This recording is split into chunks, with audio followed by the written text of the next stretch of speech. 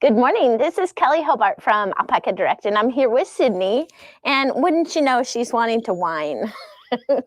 She's doing great. Look at how big she is. I think she's going to be have greyhound legs with an Aussie body. Her legs are so long now, but she's still a cutie. And she likes to lick me in the face, which is not good because she also likes the litter box. Oh, goodness gracious. Puppies are so much fun. I can't believe how much they remind me of little kids when you're raising them, but she's a really cute little girl. And I've been letting her stay at home in our family room for short little jaunts, like maybe while I go out in the hot tub or whatever. And she's doing great with her potty train. Do you hear her? Don't ask why she's whining. She likes to do this for the camera. And maybe she doesn't like being still. Yeah. What? Okay, you go on over here. Thank you, Madeline. Anyway. Today. Oh my goodness, if you guys are just getting your knit club, it's going to be perfect for this weather. Do you know it's going to be -5 today with a wind chill factor? And seriously, it feels just like a refrigerator outside. Freezing cold. I can't believe how cold it is. I know, and now I have hair all over me. I guess black was a bad thing to wear. I need that nice little lint roller. Oh well, that's okay. We're just gonna have to deal with the lint. So today I thought I would talk about the ball winders and swifts, and the one that I have and who it's by and where you can get it and all that, and maybe May can post the link. I did put it on our on the page for the thing, so hopefully Meg will post that. But this one is an older one from the same company, and it's by Stanwood Imports. And if you haven't heard of Stanwood Imports before, what I like about this company is the ball winder is actually reasonably priced for what it is. I mean, I bought other ones that were upwards of $300 and didn't work as well as this one did. So I've tried a ton of ball winders and swifts and using them in the shop all the time. We're always testing them out. But what this does is, if you're new to knitting and you want to make your skein, something that looks like this, which is a hank of yarn, and you want to make it look like it's into a cake that looks like this, that you can draw from the inside and the outside, then you can use this ball winder to do it. And this one looks a little ratty because it's been rolling around. You can also, using a ball winder and swift, to make 2 separate little cakes when you're doing socks 2 at a time in the round using the magic loop method is fantastic. So you could take something that looks like this, a sock yarn, and then make it into 2 separate balls and knit your socks 2 at a time in the round. And you do it using the ball winder, which is this. And then here is what our swift looks like. I wanted to show you up close of what I like about this. This ball winder from Stanwood Imports it winds a very big ball. So you can wind a really thick ball on this ball winder and it will handle it. The gears are made out of some sort of either nylon, maybe. Nylon. Yeah, and then they have a lot of the parts on this actual machine have metal on them. And the handle, you can see, is very sturdy. And I've tried to get a bunch of them, remember? Yeah, we have ordered so many. And if you listen to it, now I'm doing this without having it attached to the table. And you can see that it winds pretty smoothly, which is nice. And then this is what the bottom of it looks like. Now, I will tell you that we had to move our table out of the way. Oh, here comes Sydney. Hi, Sydney. Hi, Sydney. Oh, did you escape? She escaped and came and said hi to us. And if you guys aren't familiar with Sydney, she wears a very loud bell. Being the little tiny puppy that she is, it's okay. Yeah, either way is good. She wears a bell so that we don't step on her because she's quick. Being an Aussie and moving all the time, I was afraid that I would step on her. So we bought her a nice loud bell. And those bells are actually the kind of bell, I think we bought it on Amazon, but The bell is so that it's actually for cats, a cat bell, so that if cats are known to kill birds in your backyard or what have you, you can put these bells on the cat's collar and it will warn the birds before the cats get to it so the cats can't actually kill birds. So if you're in the market for a bell, look on Amazon for that type of bell and they're fantastic. They are a little pricey, but they're good. So Yeah, I wanted to. $20 for a bell. Well, it was 2 bells. 2 bells. And so, $20. yeah, but hey, what's it worth if you step on your dog's foot and hurt his foot, right? Yeah. And so, and we always like, I'll be looking around for her because she is free in our family room. And I'm always looking to see what she's up to. And I can easily hear where she's at. So it works out great. You can hear Sydney in the background. She's throwing a fit because she wants to be with us. So the thing about the ball winder and Swift, Jim, can you take this off so they can see? You actually have to have it on a chair or a thinner table. These ball winders and Swifts will not, they hook up to a piece of wood that is, a couple inches. But if it's really thick, like this table right here, can you zoom in on it so they can see? Then your ball winder and Swift will not hook up to it. So that's why we had to move these chairs in here.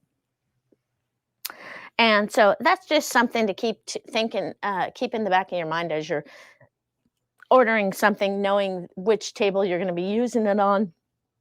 It's not universal for any table. Sure, if you have a husband or someone handy in your family, you might be able to rig up something different. But you would definitely have to. What's that? Is you implying I'm not handy? I didn't say that. Jim and I are laughing because, years ago, Jim's dad said, well, you're the handy one in the family. And I thought that was so rude because I thought Jim was so handy. And then, years later, I figured out that, okay, maybe I was the handy one in the family. It's all good. He's handy in other ways. I don't much like the computer, and he loves the computer. And so it's like a match made in heaven for us. So I also brought this so that you could see it. A lot of times when I'm rewinding yarn, or if I'm winding yarn from something like this, you can't put it on this Swift. You have to go strictly to a ball winder, right? So, and you could easily do that by using, this is kind of a heavy ice bucket that I keep in my china cabinet. I'm dating myself because hutches are no longer a thing. But anyway, yeah, I just pull that out and use this for doing socks and then split it in half. And a great way to do that if you're going to wind yarn for socks is you would take the tag off your actual yarn, take the tag off of it because you don't want to weigh that, and see what it weighs, and then you split them out in half. So on mine, I have my scale zeroed out and I have it set on ounces. And this little ball of yarn is 3.55. So if you said like 1.7, 1.7 or so, right, Jim? Yep. And then it would be split in half. And even if you are doing socks, if you don't get it exactly right, it's all good. So let me just show you what I would do if I was going to do this for 2 at a time socks. So I have, I don't usually set it up this way. It's kind of looks weird for me. So are you filming this, Jim? So I put it around this little, whatever you call those, keyhole thing that keeps the yarn in place.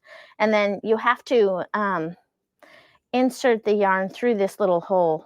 And this kind, some of them you can take the yarn off, but this one is actually welded into, spot welded, so you can't take it off. So the only way you can take it off is to cut the yarn. Right, so then I would just take this and just begin winding.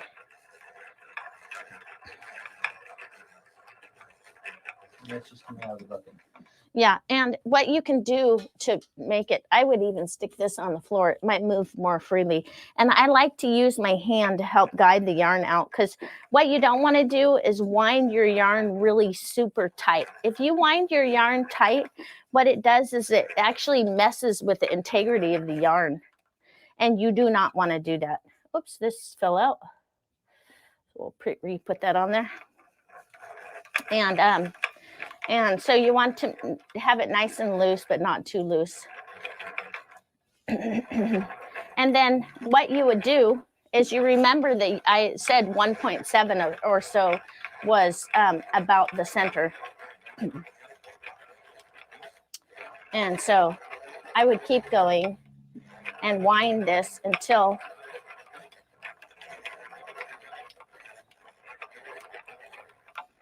okay. If you hold it in your hand, you can also feel if there's any knots coming your way. That's true. And usually if you're using really good quality yarn, you're not going to get a lot of knots. I very, very rarely run into knots. The only times I get a lot of knots is when I'm using a lesser quality of yarn. If you're using a really high quality of yarn, there's just no reason why you should have a ton of knots in your yarn. That's one of the things we look at when we buy yarns, huh?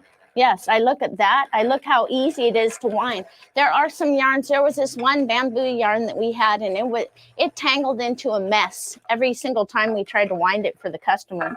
And it was a great yarn. I love the feel of it. The bamboo was really nice and cool to the touch. It was really nice yarn, but it was such a pain to wind that I discontinued the yarn because it was not worth the effort. It was so much effort to wind it. It would literally take hours to wind it, and that was not cool. So I'm just winding a little about this. Oops, and if it goes off onto the floor, just dump it back in there. Yep. And we'll see. And sometimes when you wind it into a cake, it looks a little different in size, and that's okay. It could be a little smaller, a little larger than the other one. Close is good. Perfection is not worth it, in my book. One person said she puts her scale in the gram setting because it gets it more accurate. Oh, that's a good idea. Yeah, that's a good idea. We had a customer say that they put theirs on the gram setting, and actually it gets more accurate for how much you have in each ball. So when you start getting close to what you have, we will turn this back on again. I don't know what this white little, oh, it was part of the tag. See, mine is 1.75 or so, and that's just about half. So I would, and then once you get satisfied with how your, I might wind this just a couple more times. Once you get satisfied about how far you think that it's half, instead of starting over from scratch, here's what I like to do. I would take my scissors and I would cut right here over by your, where you have your little cake. And just slip that right off. And you see, here's what I like to do. I like to use a little tiny slip knot, and all I do is wrap it around the tree and bring it through the hole, and that's a slip knot. And then I would be set and ready to do my second little cake. And if you look on this first one, do you see how there's a slip knot on here? All you have to do is pull it, and it's off. Okay? So then your cake is all ready to go, and it's ready to be used.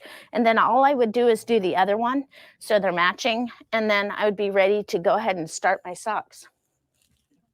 So I'm going to take this off real quick and see if we can take a look at an actual hank of yarn and how we might wind the hank. Hey, before you do that, how do you do your contest stuff? Oh, yes. I'm sorry, honey. Thanks for reminding me. Jim said before we do this, we need to work on our contest. So for this last week, we had this lovely eco alpaca that we had. We had two colors. We had the dark color and we had the light gray.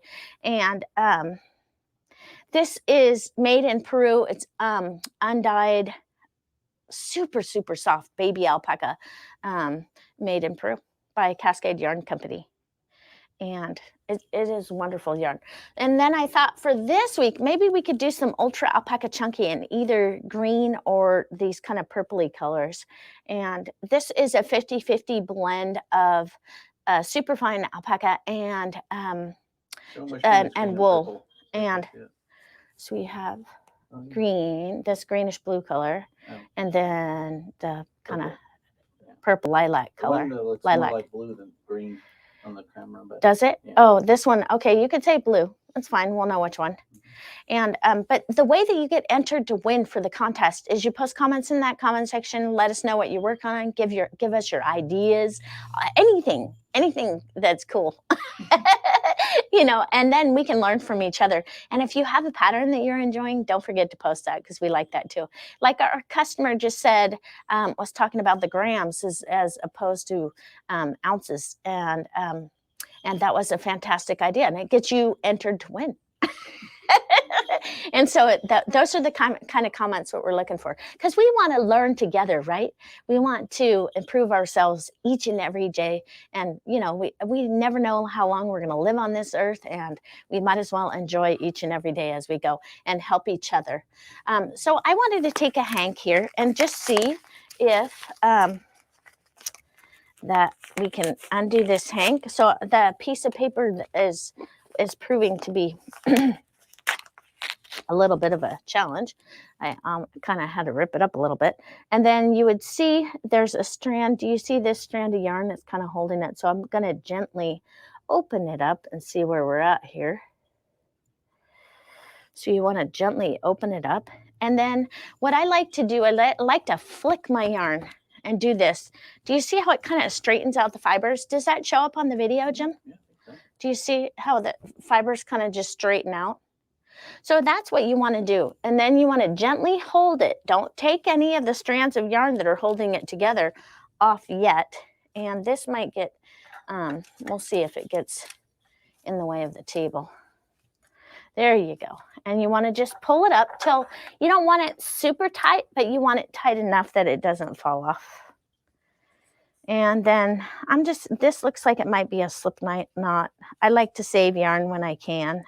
I don't like to cut anything if I don't have to. I like to save every little bit. I like to use every bit, right, Jim? Yeah. It's beautiful yarn. I want to be able to use it and enjoy it. So there, I have taken that one strand that was holding it together, and let's look and see if there's any more here. This one actually has a slip knot in it as well, and so we'll just take that one off, and I think we're good to go. And then this one, whoop. So this time we're going to be using the ball winder and the Swift, right? And so I straighten out the strands of yarn, and I took the end. You can try either end. Sometimes there is an end that winds more smoothly than the other end. So if you're having a trouble winding your yarn, you could take this end and wind it back up on there and grab the other end and see if the other end works better. I always try that and see. So let me move my scissors so that doesn't fall on the ground. And let's see here what we can do. So I'm just gently, when you're winding, you don't want to go, if you go super fast, you're going to wind your yarn tight. And remember, we don't want it tight.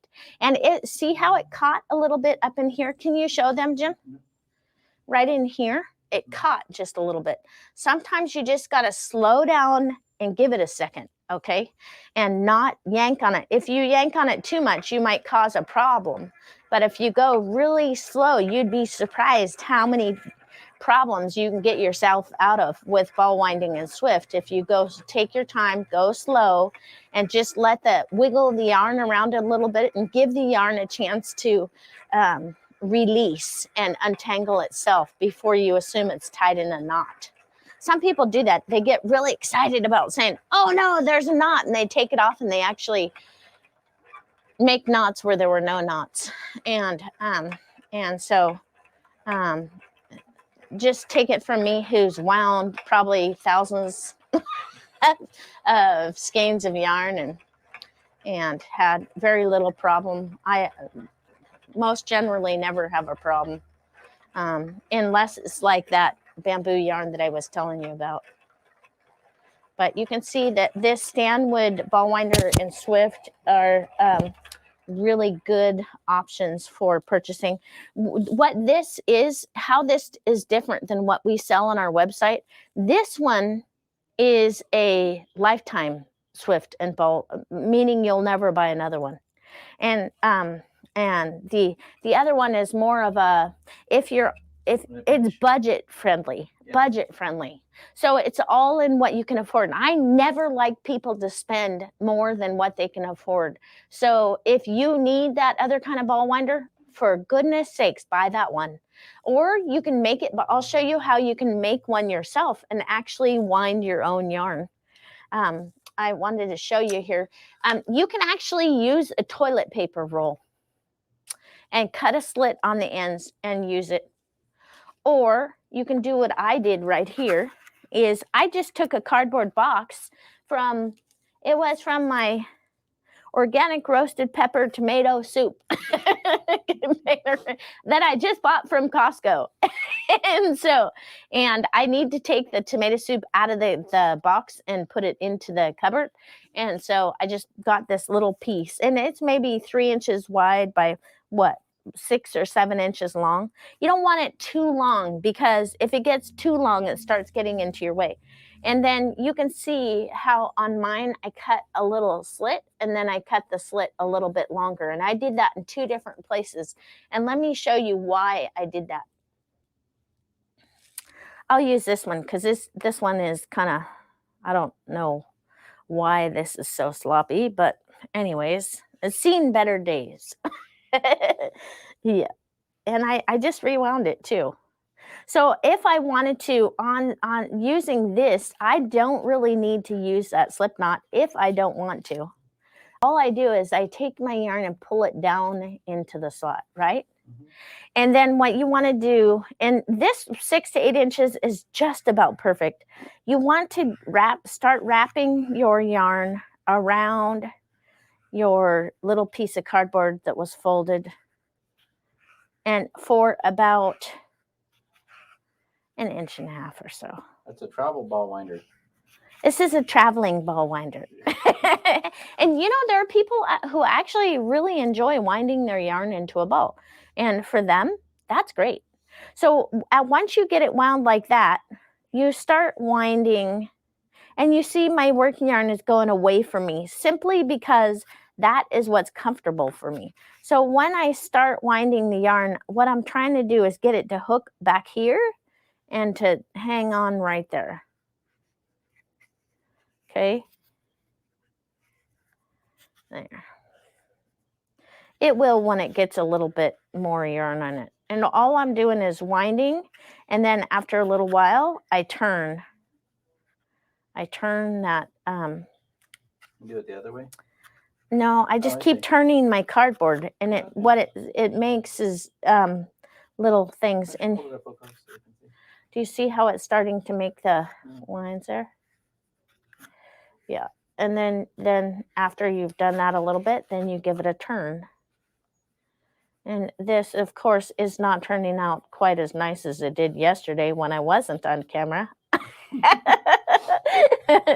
It was turning out really nice yesterday. And today, well. Oh, pretty good. Yeah. It'll work in a pinch. And then you turn it toward you again. And you just keep turning it until your yarn is all wound.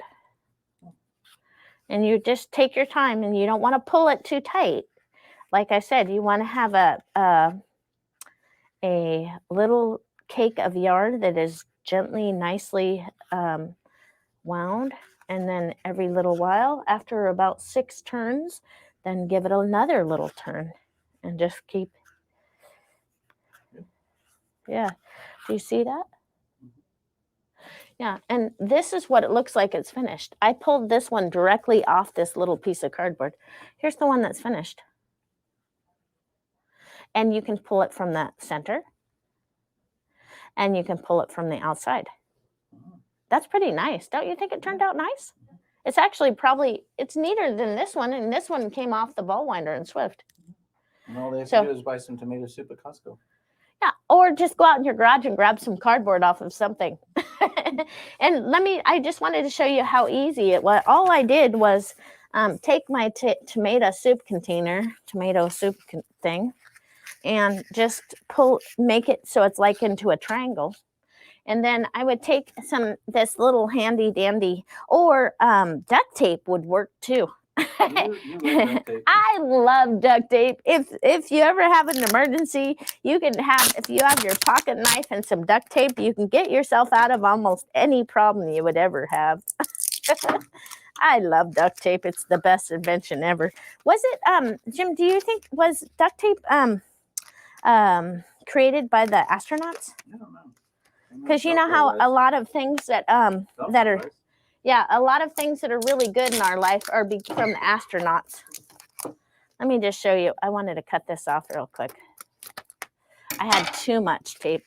A little tape's good. Too much tape was probably too much tape. So all I do is take this thing, and it doesn't have to be perfect. Tape it so it looks like that and like that. And then what you want to do is box cutters from Milwaukee. Nice little folding. Look at, aren't these cool? I got that for Christmas for you, didn't Well, I bought some for myself too. I love going to Home Depot. I'm very, I always get excited. You know how some women hate going to Home Depot? I love going to Home Depot. Yeah. I even go without my husband when he's not there, huh, Jim? Yep.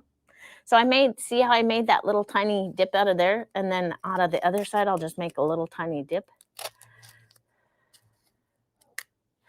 There's a little dip. Doesn't have to be perfect. See the dip on that side? Mm-hmm. And then I'm just going to take my knife and just cut into the bottom of the V so that I can slide the yarn right into there, and it'll stay right into position. Yeah.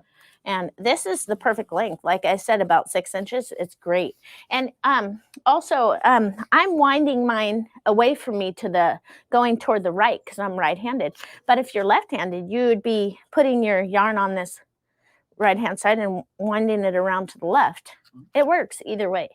Yeah. So if you're right or left-handed, it's not a problem.